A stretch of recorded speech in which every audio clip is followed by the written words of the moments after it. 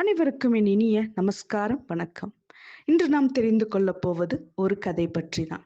இந்த கதை மூலம் இறைவன் மீது நம் நம்பிக்கை எப்படி இருக்க வேண்டும் என்பதை உணர்த்துவதாகும். சரி, கதை என்ன பார்க்கலாம். ஒரு சமயம் தினமும் 4 கால பூஜைகளுக்கும் கோவிலுக்கு சென்று வழிபடும் தீவிரமான சிவன் பக்தன் ஒருவன் இருந்தான். சிலைகளையும் படங்களையும் எங்கு பார்த்தாலும் அப்படியே நின்று பக்தியில் உருகுவான். இப்படி சிலைகளிலும் ஓவியங்களிலுமே பார்த்து கொண்டிருந்த சிவபெருமானை நேரில் தரிசனம் செய்ய அவன் ஆசைப்பட்டான்.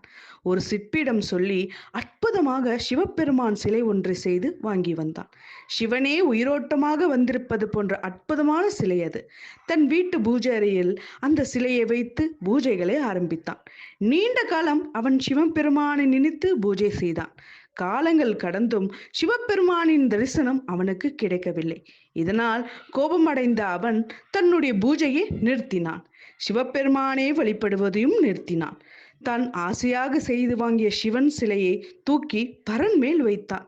இவ்வளவு நாட்களில் சிவபூஜையில் வீணடித்ததற்கு பதிலாக பெருமாளை வணங்கியிருக்கலாம் என்ற எண்ணம் அவனுக்கு வந்தது. உடனே இன்னொரு சிற்பியை தேடி பிடித்து பெருமாள் சிலை ஒன்றை செய்து வாங்கினான். தன் வீட்டு பூஜை அறையில் பெருமாள் சிலை வைத்து பூஜைகள் செய்ய ஆரம்பித்தான். பெருமாள் சிலையின் முன்பாக ஊதுவத்தி ஏற்றி வைத்தான். அதன் நறுமணம் அறை முழுவதும் பரவியது. அப்போதுதான் அவன் பரன்மேல் இருக்கும் சிவபெருமான் சிலையை பார்த்தான்.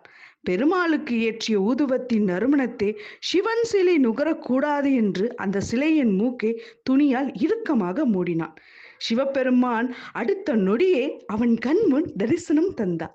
வியந்து போன அவன் சிவபெருமானை வணங்கிவிட்டு கேட்க ஆரம்பித்தான். இத்தனை நாட்கள் நான் பூஜித்த போது காட்சியளிக்காத நீங்கள் இப்போது காட்சி தருவது ஏன் என்று. அதற்கு சிவபெருமான் சொன்னார், நான் கல்லாகவும் மண்ணாகவும் மலையாகவும் நீராகவும் காற்றாகவும் ஆகாயமாகவும் இருப்பவன்.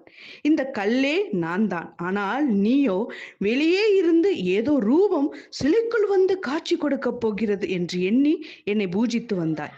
இவ்வளவு நாட்கள் நீ இதை வெறும் கல் சிலையாக நினைத்தாய். இன்றுதான் இந்த சிலையாகவே நான் இருப்பதை முழுமையாக நம்பினாய். நீ அப்படி உணர்ந்த அந்த நொடி நான் உன் கண் முன் வந்துவிட்டேன் என்றார் சிவபெருமான். இதன் மூலம் நாம் அறிந்து கொள்வது என்ன?